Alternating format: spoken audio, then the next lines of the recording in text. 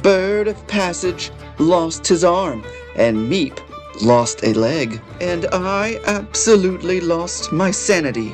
Welcome back to Pixelated Chronicles. I hope you've had plenty of snacks, because days 11 through 35 are gonna be absolutely hard to digest.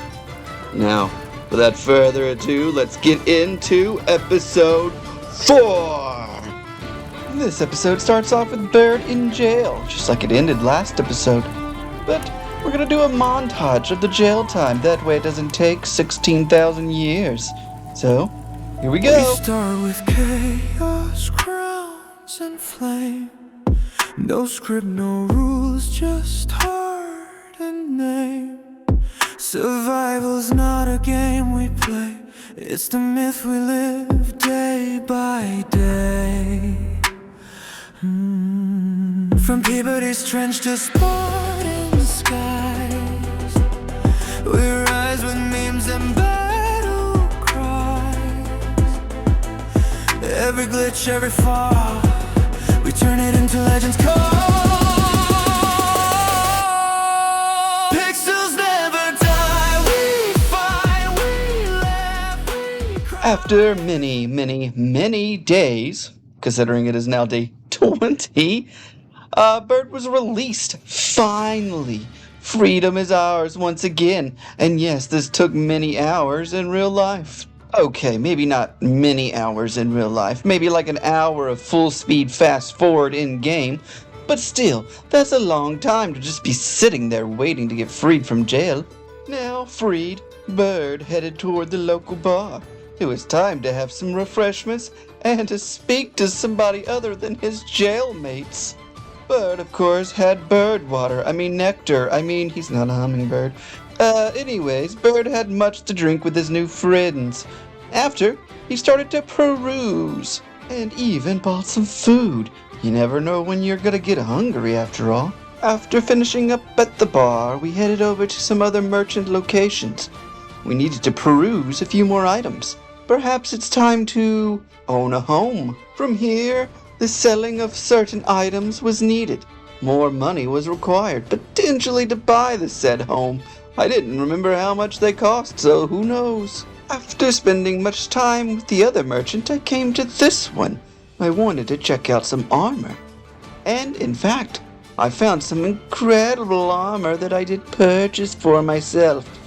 Did I spend some of our house money? Yes. Do I regret it? Yes. Then it was time to head over to the house showing. It was time to purchase a home. Upon arrival, it was discovered that the home was affordable. It was only 32,000 cats, and we had more than enough to purchase it. So, that's what we did. And the first of the furnishing for our new home was a research bench. It would be needed for all future projects. Though I do admit I did forget to buy building materials. So that's what I had Bird do. Purchase the building materials, and then we would begin fully furnishing our new home. After returning home with the building materials, Bird began fully constructing the research bench. Bird then slapped down a light. Some time was spent remembering the basics of the research bench and how those mechanics work. I really couldn't remember because it had been so long since I last had used this part of the game. That says a lot about me, I think. Even still, it was figured out, and training dummies were researched, which was fantastic. We absolutely need to get stronger so we don't lose an arm. Researching was fun, but now it's time to build some of the things that we actually researched. But first, we needed to go get some more materials. However, we ran into a bit of a problem. You see, this shop was actually closed. It's nighttime. I attempted to break in by accident. I thought the door was open. I did not think that through at all.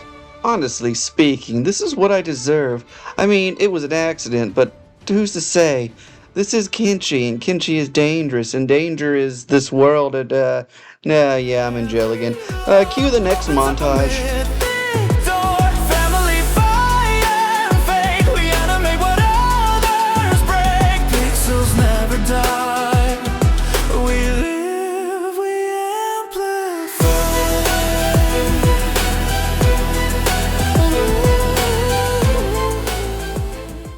It's day 24, and jail time is up. This looks important. I'm sure this won't come back around in the future at all. Anywho, so Bird returns home. It's time to get some rest and maybe a little work done at the house. The first thing on the list, to complete our storage. No, you didn't see this earlier, but it's there. Once it was completed, we began filling it up. Bird was ready to get some of the stuff off of him.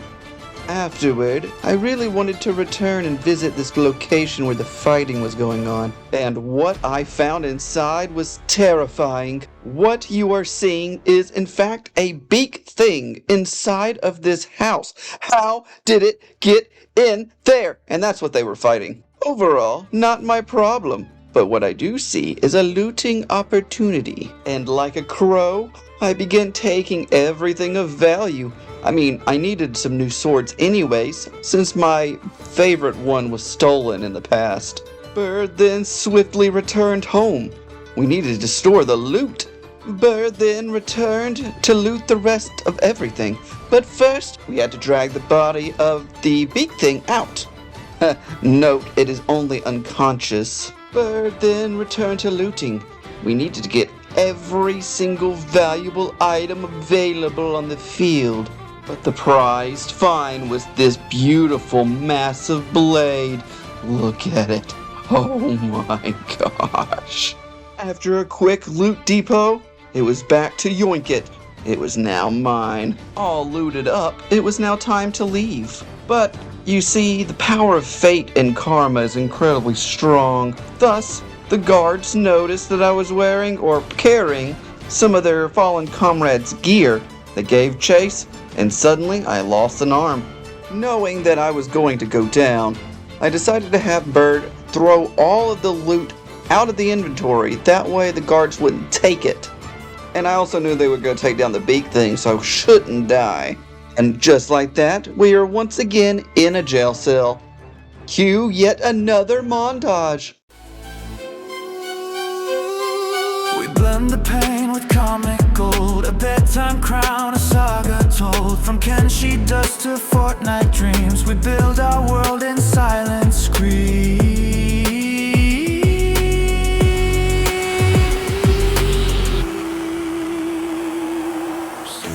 This is for the ones who feel too much, who rise from ruins out of touch.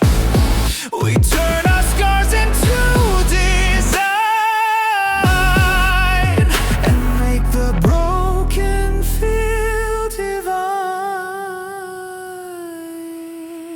Pixels never die. We fight, we laugh, we cry. Every frame, every lore opens up a mythic door. Family fight. And then, after that long montage ended, we were finally released from jail once again.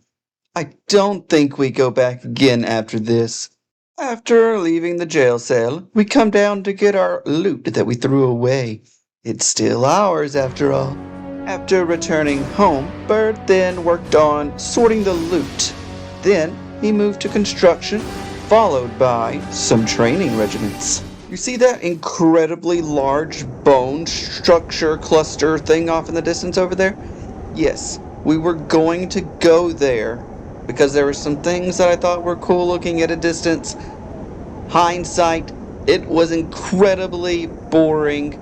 There were some big things, but nothing actually happened and we made it back safely. It's not even worth showing, but I wanted to just mention it real fast. Next up on the agenda is to head back to Monk Mountain. It's time to check in and make sure everyone is okay. Upon arrival, everything was exactly as I remembered it. Beautiful.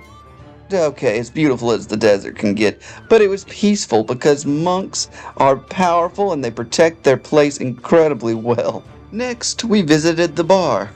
It still reminds me of PC. I miss that little robotic fox. It was also in the upper floor of this beautiful bar that we met our next friend, Meep. Now, it's important to note that Meep has some life goals. He wants to become the greatest martial artist of all time. He starts out with all ones on his stat. He's weak, but he wants to become a powerful martial artist. We're gonna help him do it. So, we seek out the guidance of the god of monks. Who better to train Meep than a god of martial arts?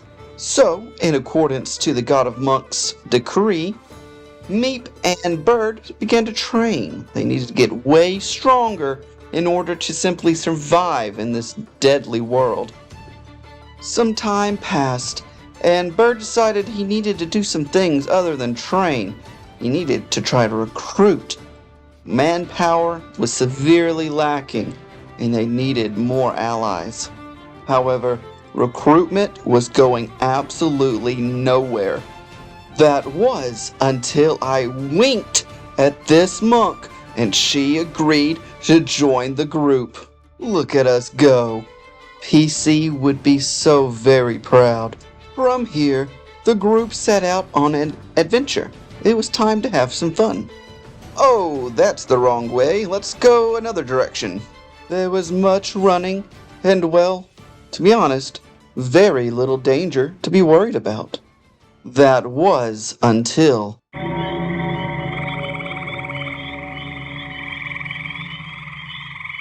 There may be luscious, wet, delicious water, but there is also something far more deadly than anything you could ever imagine right here in these swamps. In the distance is an unbelievable creature, a mutant blood spider with an unparalleled stat of 450 strength. The thing is a monster. Look at it, it's terrifying. Not only can this creature one-shot us, but it can outrun us as well. And it is, in fact, heading straight for our group. Fortunately, the mutant blood spider gets distracted by something else off in the distance. I don't know what it is, but it just saved our lives. Now, we are still in crazy danger. A Beak Thing just dropped from heaven. We are in so much danger. Our only choice is to fight. And so, the battle against the Beak Thing had begun. And to my absolute shock, we killed it. The group then decided to head back to Monk Mountain. It was getting a bit too dangerous out here. It was then, to my shock and horror, we suddenly fell under attack by another Beak Thing. It came out of nowhere. Maybe it flew from heaven again, I don't know. But within a heartbeat, disaster struck. Meep went down hard, losing a leg in the process. Now he's bleeding out, and we are wondering, will he survive this? But before Meep could be given medical attention, the Beak Thing had to be dealt with. After slaying the creature, Bird and the Elder Monk were able to get Meep healed up some, and then back to the bar where he could rest comfortably until he was fully healed again. From here, Bird began making plans for the future. The biggest goal was to wipe out the slave traders close by, but for that, he would need allies. They would need to find more people. On top of that, we need to find some robotic parts. We're currently missing a few limbs between our teammates. That needs to be resolved as soon as we possibly can. For now, we will wait patiently, biding our time. And in episode 5, we are going to become far, far stronger.